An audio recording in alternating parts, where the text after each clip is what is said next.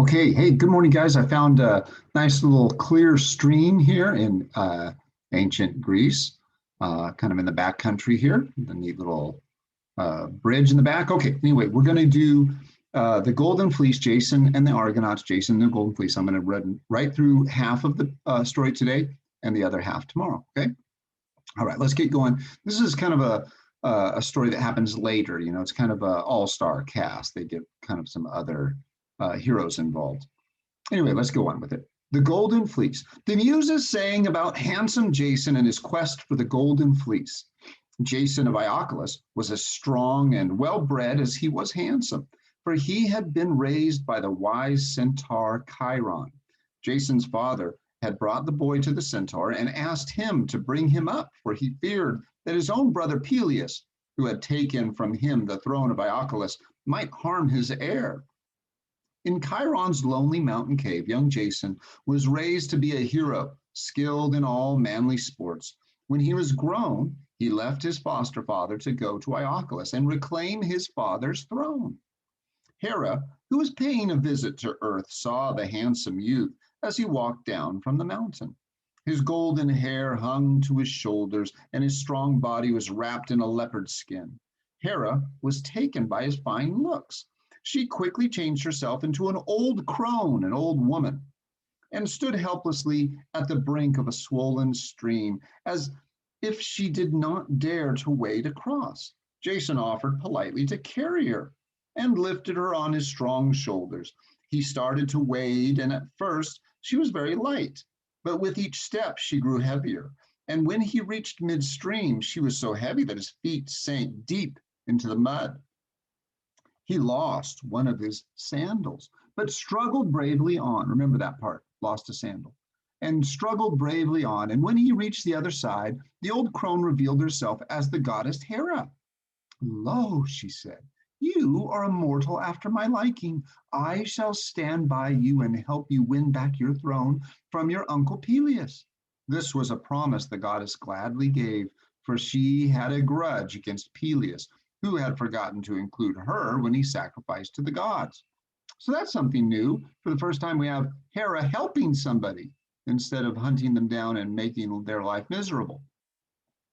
Jason thanked her and went on his way in high spirits. When he arrived in Iocolus, people crowded around him, wondering who the handsome stranger might be. But when King Peleus saw him, his cheeks paled. An oracle had predicted that a youth with only one sandal would be his undoing. Peleus feigned great friendship when Jason said who he was and why he had come. But underneath, he held dark thoughts and planned to do away with his guest. Peleus feasted Jason and flattered him with and promised him the throne as soon as he had performed a heroic deed to prove himself worthy of being a king. In the kingdom of Colchis, at the shores of the Black Sea, said Peleus, on a branch in a dark grove there hangs a golden fleece, shining as brightly as the sun. Bring the fleece to me, and the throne shall be yours.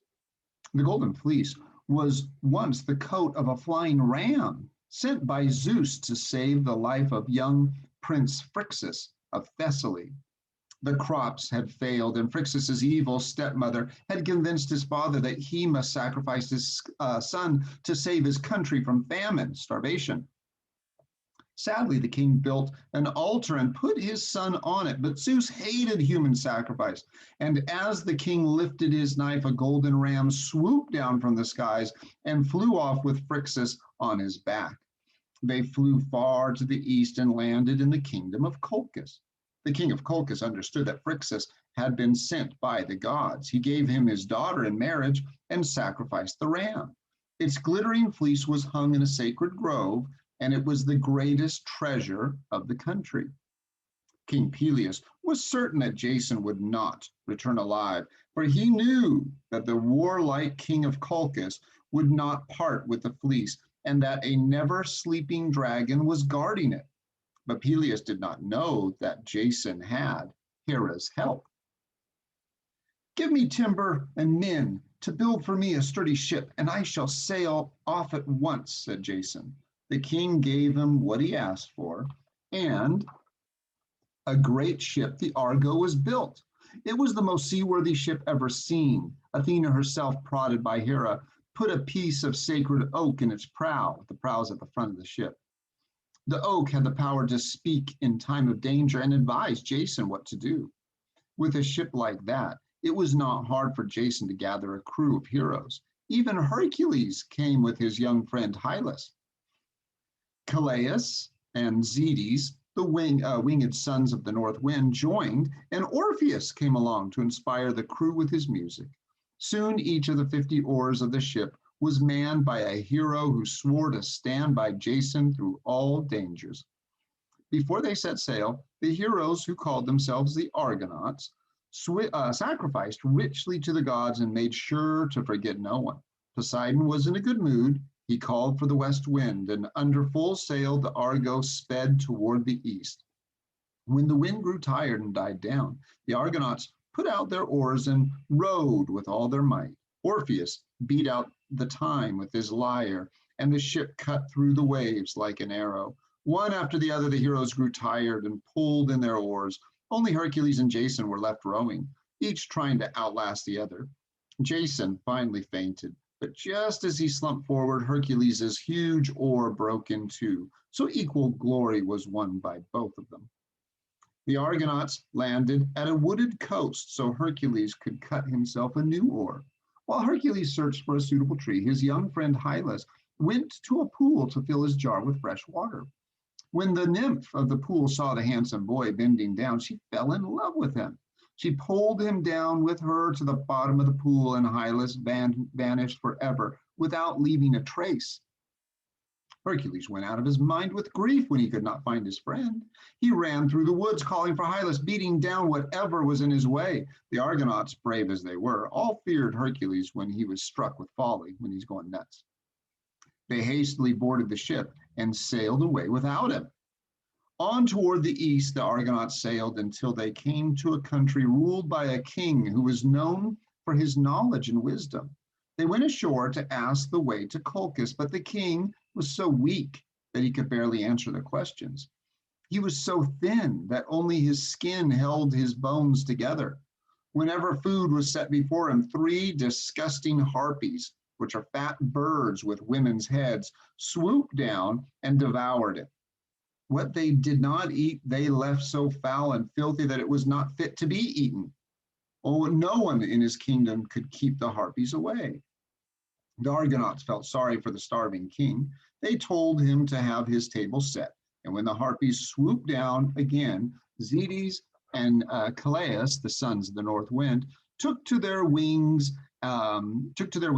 They could fly faster than the Harpies, and when they caught them, they whipped the evil pests so hard that they barely escaped with their lives.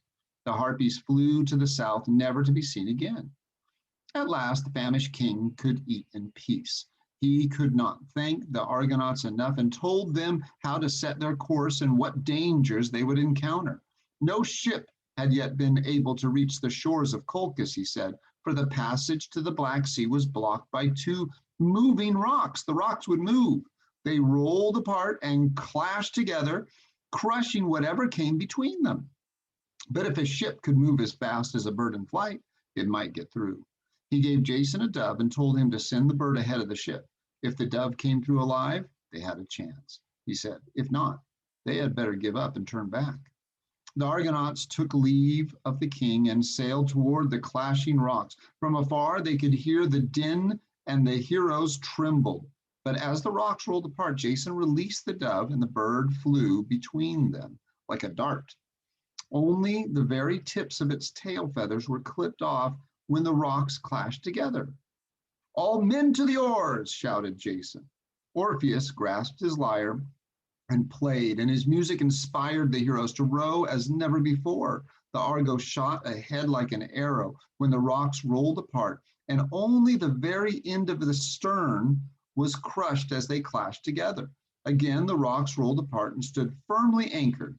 The spell was broken, and from then on, ships could safely sail in and out of the Black Sea.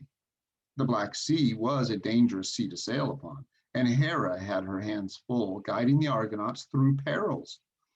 But with her help, Jason brought his ship safely through raging storms, past pirate shores and Cannibal Island, and the Argonauts finally arrived in Colchis. Aedes, the king of Colchis, a son of Helios the sun, was a very inhospitable king. He's not very friendly, doesn't like people coming to his island. In fact, he was so inhospitable that he killed all foreigners who came to his country. When he saw the Argo landing, he was furious. When Jason led his men to his palace and said they were all great heroes and had come to offer the king their services in return for the Golden Fleece, he fumed with rage. Very well, he said to Jason. Tomorrow, between sunrise and sunset, you must harness my fire-breathing bulls, plow up a field, and sow it with dragon's teeth, as Cadmus had done at Thebes.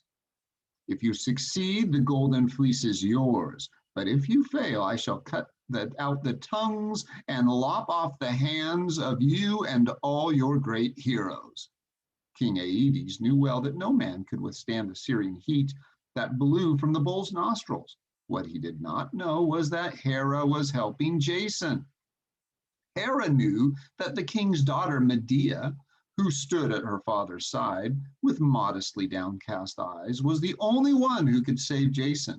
She was a lovely young sorceress, a priestess of the witch goddess Hecate, and must be made to fall in love with Jason.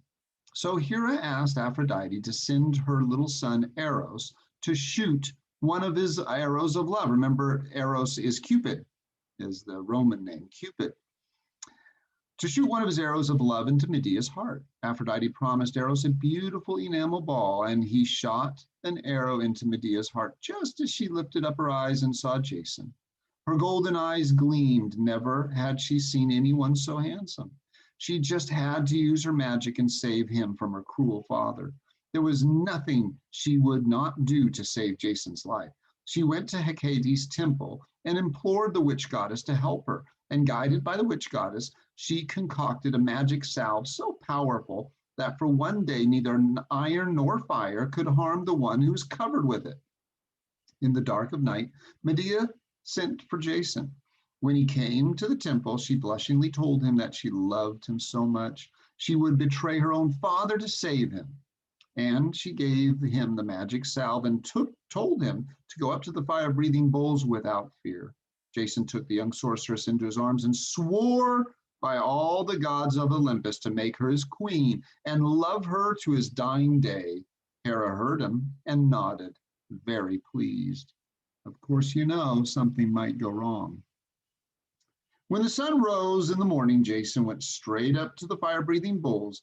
They bellowed and belched flames at him, but with Medea's salve, which is like a lotion, he was invulnerable and so strong that he harnessed the bulls and drove them back and forth till the whole field was plowed.